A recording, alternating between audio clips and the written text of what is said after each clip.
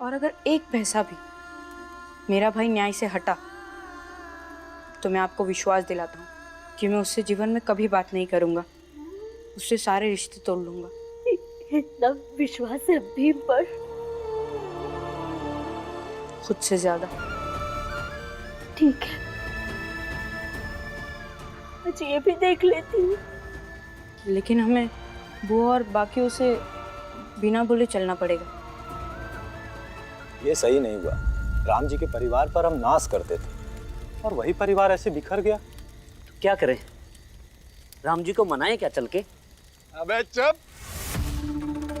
बड़े आए, राम जी का चल के मनाएं क्या? इस घटना से तुम लोगों को क्या सीख मिलती है?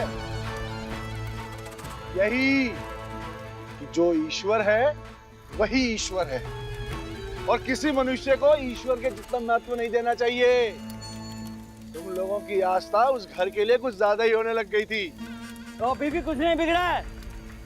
राम जी और भीमराव के आने से पहले जैसे तुम लोग रहते थे इस गांव में, जैसे हमारे नियम कायदे मानते थे, ठीक उसी तरह से रहना शुरू कर दो, वरना तुम सबका परिवार भी ऐसे ही बिखर जाएगा। और ये मान के चलो, राम जी और भीमराव के परिवार के लिए ये ईश्वर का दंड है, ये उसके पापों की सजा है। और इससे पहले कि ईश्वर तुम सबको इस दंड का भागीदार बना दे, अपने आप को बचा लो मूर्खो।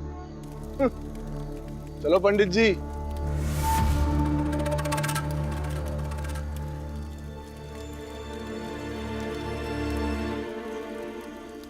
राम जी को ऐसे घर छोड़कर नहीं जाना चाहिए था। ऐसा करके ना उसने ऊंचे समाज वालों को मौका दे दिया।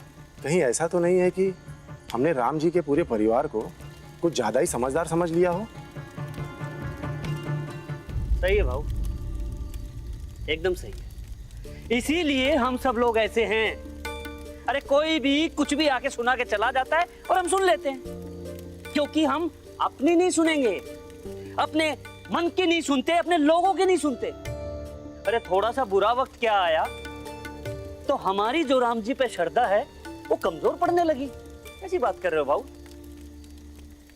तुम सबको जो सोचना है वो सोचो। मेरी नजर में राम जी का परिवार तब भी श्रेष्ठ था और अब भी श्रेष्ठ है, और उसका परिवार तिनका तिनका बिखर जाएगा ना तो भी मेरी नजर में श्रेष्ठ ही रहेगा। क्या हुआ अभी? थोड़ी देर पहले हम राम जी को समझाने की बात कर रहे थे ना, लेकिन हुआ क्या? सीधा इसका उल्टा।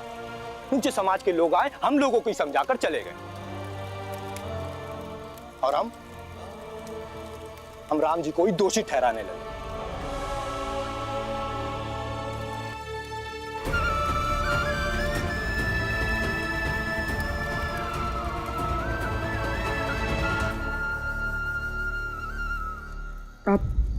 आप यहीं रुकिए, मैं उसे बुलाता हूँ।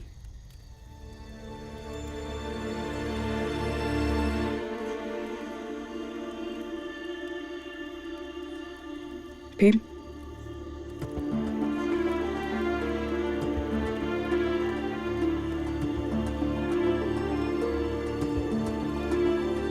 चल।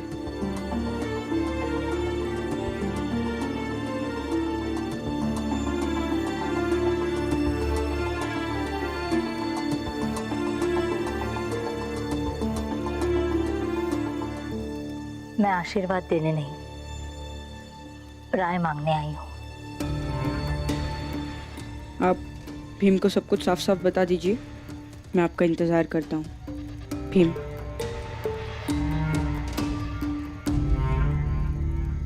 जी बताइए। तुम्हारे बाबा ने तुम्हें सब कुछ बताया ही होगा, लेकिन उन्होंने जो किया वो बंटवारा नहीं हो सकता, कम से कम मेरे लिए तो नहीं।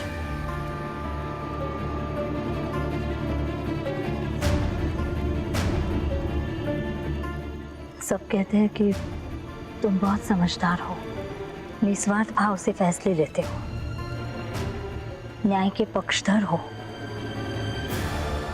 इसलिए मैं तुमसे न्याय मांगने आ गई। चाहे जो समझकर मुझे न्याय दे दो। अपने बाबा की दूसरी पत्नी तुम्हारी सौतेली माँ या तुम्हारे जाति की एक दुखियारी औरत। आपका न्याय क्या कहता है?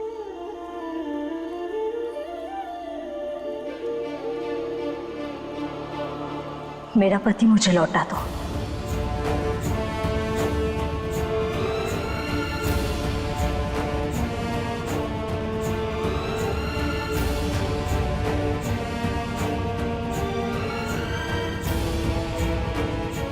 अब घर जाइए। कल सुबह आपके पति आपके पास आ जाएंगे। जैसे सुना था उससे कई ज्यादा तर्क संगत बात करते हो तुम।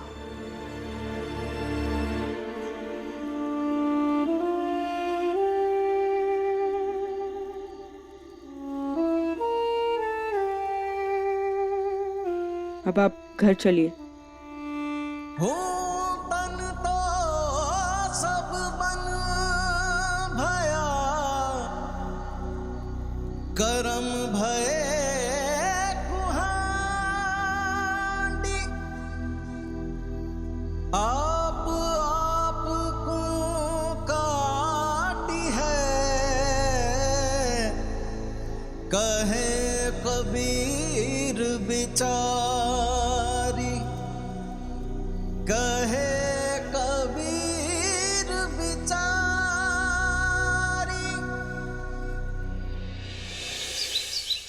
दीदी, तुलसा,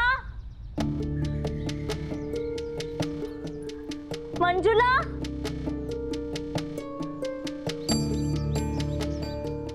कहाँ चले गए सबके सब?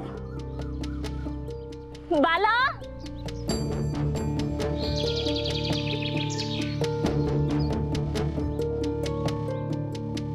कहीं ऐसा तो नहीं भीम ने कल रात में ही खेल कर दिया और सबके सब मुझे छोड़कर कहीं चले गए?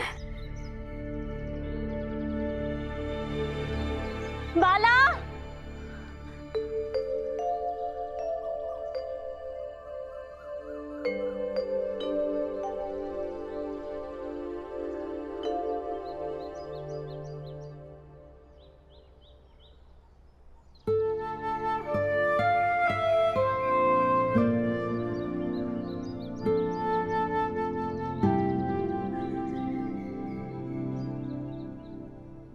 भीम,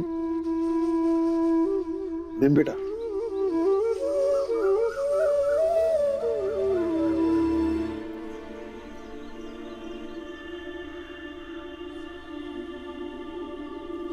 लो बेटा, दूध पी लो। बाबा, आज हम दूध और चाय किसी और के साथ पिएंगे। किसके साथ? चलिए तो सही। देखो बेटा, मैं घर नहीं जाऊंगा।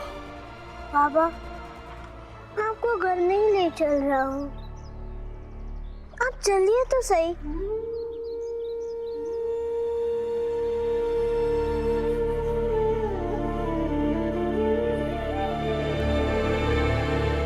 अनर्थ हो गया। सुनिए, आप भी सुनिए, अनर्थ हो गया। क्या हुआ जीजा भाई, क्या हुआ? मेरे घर वाले पता नहीं कहाँ चले गए। मुझे अकेला कर दिया। मुझे समझ नहीं आ रहा है वो कहाँ चले गए। अरे क्या बात कर रही हो भाभी, और कहाँ गए सब? पता नहीं उस भीम ने कैसी चाल चली, सब लोग मुझे अकेला छोड़कर चले गए। आप परेशान मत हो, हम सब है ना, सब मिलकर आपकी मदद करेंगे। कृपा कर मेरे साथ चलिए उन्हें ढूंढने के लिए। मैं अकेली कहाँ ढूंढूंगी उन्हें। भाइयों, हम सब चलकर देखते हैं कि आखिर राम जी का परिवार कहाँ गया। चलिए सब चलकर ढूंढते हैं। हाँ, चलते हैं। आओ, आइए। चलिए, कहाँ गए होंगे मुझे तो कुछ समझ नहीं मिल आ रहा। जाएंगे भाभी, मिल जाएंगे। गुरुजी, गुरुजी,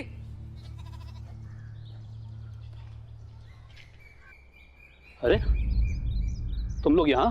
हाँ, भीम ने मुझसे कहा था कि सबको लेकर आपके पास आ जाओ। लेकिन क्यों? मैं बताता हूँ गुरुजी।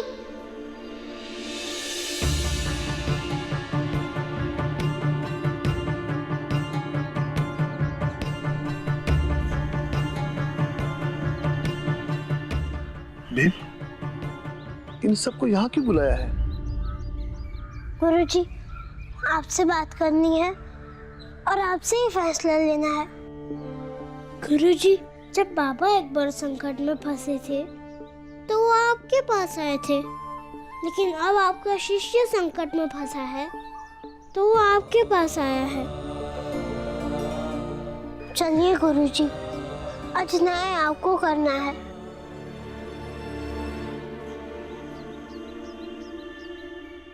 चलो। गुरुजी, बाबा ने फैसला तो किया, लेकिन बाबा को बंटवारा अपने हिसाब से करना चाहिए था या दूसरों के हिसाब से? भीम, कल रात को ही हमारी सारी बातें खत्म हो चुकी थी, फिर आप क्या शुरू कर दिया? बाबा, तर्क का उत्तर तर्क से दीजिए, क्योंकि आपने हमेशा से समझाया है कि जब भी समस्या आए तो उस पर मंथन करना चाहिए। राम जी, भीमराव सही कह रहा है। अब आप बताइए कि आपने क्या किया है और उसके पीछे का तर्क क्या है? कहाँ चले गए हो सब? मंजुला, तुलसा। अरे क्या हो गया? तुम सब किसको ढूंढ रहे हो? राम जी और राम जी का परिवार जीजाबाई को अकेले छोड़ के कहीं चला गया है। क्या?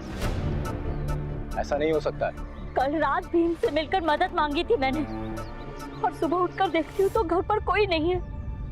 ये भीम की ही चाल है। नहीं, भीम ऐसा कभी नहीं कर सकता। मेरे साथ इतना सब कुछ हो गया और अब भी आपका यही कहना है कि भीम ये सब नहीं कर सकता? चलो चल के ढूंढते हैं, वो लोग मिल जाएंगे तो दूध का दूध और पानी का पानी हो जाएगा। चलो चलो भाइयों। हाँ दीदी, राम जी भाऊ। और फिर मैंने भीम के साथ रहने का फैसला किया है। लेकिन मैं बाबा के साथ नहीं रहना चाहता हूँ।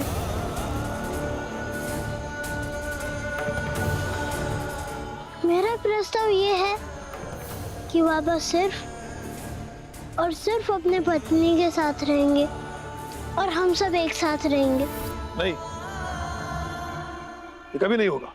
बाबा, यही सही है और यही मुझे भी और बाकी के घर वालों को लगता है।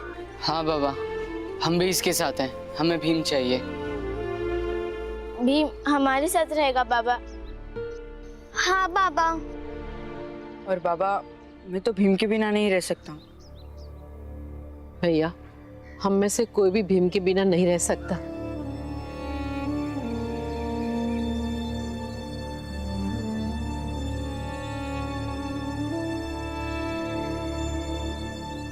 गुरुजी, आप फैसला कीजिए कि मुझे बाबा के साथ रहना चाहिए या बाकी के घर वालों के साथ।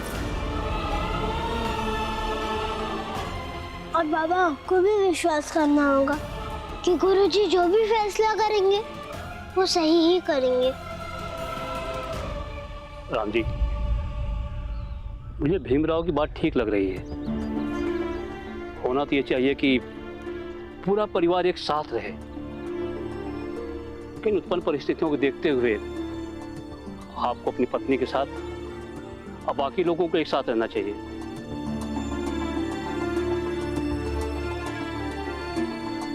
मेरे हिसाब से यही उचित फैसला है।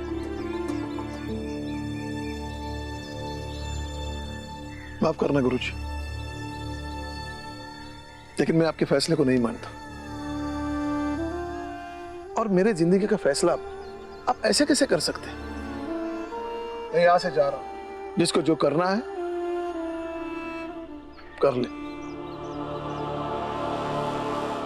तो बाबा, तो क्या आप ये सब यूं ही कहते थे कि गुरु सबसे बड़े होते हैं और उनका फैसला हमेशा निस्वार्थ होता है? भीम, तुम नहीं समझ रहे हो। बाबा, मैं समझ रहा हूँ, सब कुछ समझ रहा हूँ। नहीं समझ रहे। तुम किसी के पास उसके पति को नहीं, बल्कि अपने बाबा को दूसरे हिस्से में भेज रहे हो।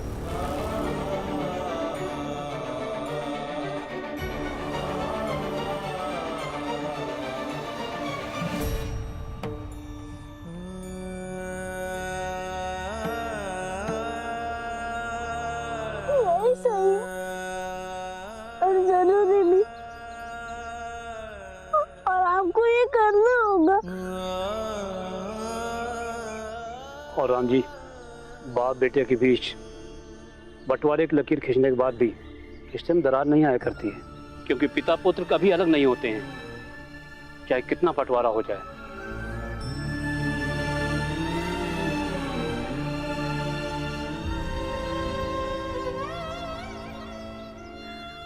ठीक है गुरुजी, मैं मेरी पत्नी जीजाबाई के साथ अलग रहूंगा, लेकिन मेरी भी एक शर्त है कि मेरा बेटा भीम अभी के अभी घर लौट कर जाएगा और फिर दोबारा घर छोड़कर कभी जाएगा नहीं। हाँ बाबा, मैं घर जाऊंगा और मैं वादा करता हूँ कि कभी घर छोड़कर नहीं जाऊंगा। देख लिया आपने, जिस भीम के ऊपर आप आरोप लगा रही थी कि उसने आपसे सब कुछ छीन लिया, उसी भीम ने आपको आपका पति वापस लौटा दिया। हाँ जीजाबाई, देख लो, आज तक सुनते आए हैं कि कभी कभी सौतेली आई असल आई से अच्छी निकलती है, लेकिन आज पहली बार देख रहे हैं कि एक बेटा अपने आई के लिए जितना कुछ कर सकता है उससे बढ़कर सौतेली आई के लिए कर रहा है। अब आप अपनी बाबा की कसम खाइए और बताइए कि हमारा भाई कैसा है।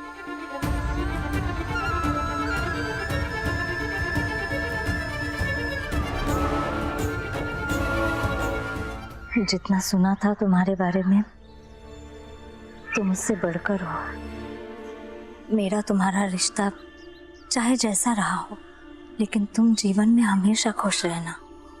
तुम्हारा मान सम्मान यूं ही बढ़ता रहे,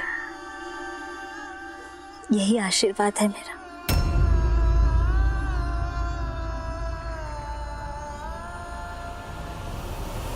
नहीं जीजाबाई, मेरे बेटे को तुम्हारे आशीर्वाद की जरूरत नहीं, क्योंकि यह आशीर्वाद दिल से नहीं बल्कि स्वार्थ के पश्चात जो आनंद मिलता है उससे जन्म लिया है। तुम्हें मेरा परिवार नहीं चाहिए था ना, अब नहीं मिलेगा। अब क्या, कभी नहीं मिलेगा।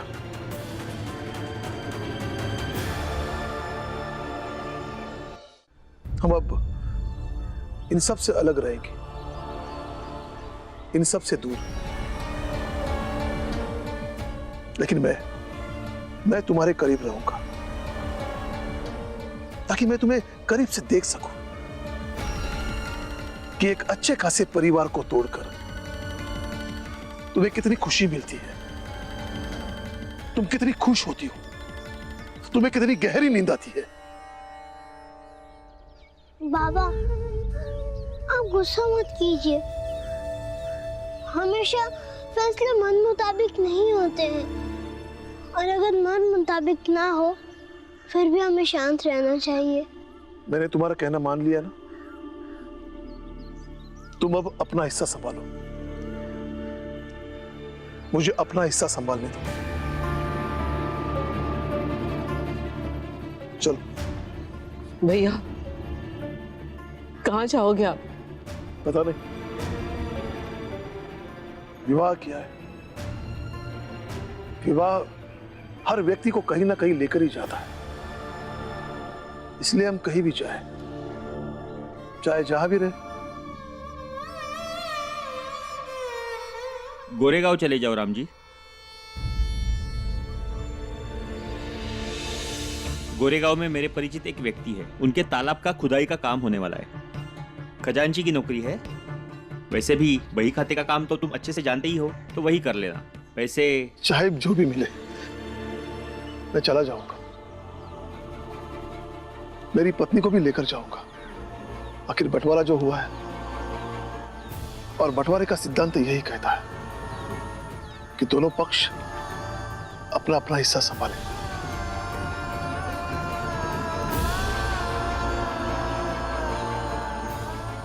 इस बिखरे हुए घर को समेटने का यही एक रास्ता बचा है कि जितनी दूर अभी हम जाएंगे उतनी जल्दी पास आ पाएंगे।